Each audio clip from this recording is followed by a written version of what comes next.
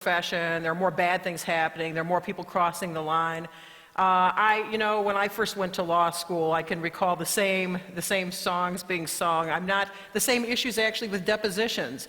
We just didn't have YouTube to publish them on. I practiced with a big firm in New York, and there were the same issues there. So I think that we cycle, as human beings in a profession, you see the same kind of conduct surfacing again and again. Actually, the thing that I find disheartening is the fact that it is so difficult to reform people who are hardcore into this kind of activity. I'm sure there are a lot of people who are right at the cusp, right at the margins, are not quite, they're in that gray area, and hopefully a presentation like this could help pull people back from the edge.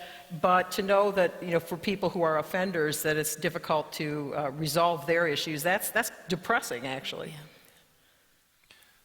One of the things that I think ties back to an earlier comment about what Professor Swanson was just saying about the tide going out and coming back in, Dreyer, we weren't able to go into all the nuances of the fraud that he perpetrated, but essentially it was these notes that he would pass on, these promissory notes. He would sell the hedge funds, and a conservative person feeling the squeeze perhaps of the economy actually asked to see the person who owed the money, actually asked to see the human being.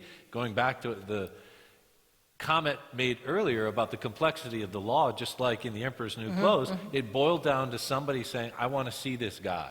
It didn't matter how complex and legally involved the instrument was. It turned out to be somebody just exercising that intuition and common sense. Was he 12 years old? And didn't wear anything at all. Right. And the tide went out, and it was just...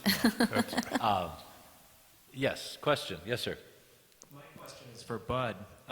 Bud, you talked about empathy coming into play later after you had gotten out of prison and gone to apologize. But at some point, you made a decision earlier and fundamentally different than others in the Nixon administration. What prompted you, or what brought you to make those decisions at the time you made them? When I finally came to what had happened and what my responsibility was, well, it was something. I'd been under indictment, it seemed like all over the country, like a small corporation.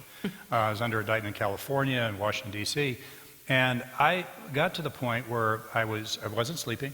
I was scared most of the time, and I just took a quick trip down to Williamsburg over the Thanksgiving holiday in 1973. I was out behind the House of Burgesses with my kids, and something just clicked, and it was like, isn't this amazing? I'm under indictment all over this country. I'm able to drive down here with my family. I'm enjoying all of these rights. I can go to the church of my choice. I can do all these things. What are you defending? And it was so clear. It says, you're defending the right of someone in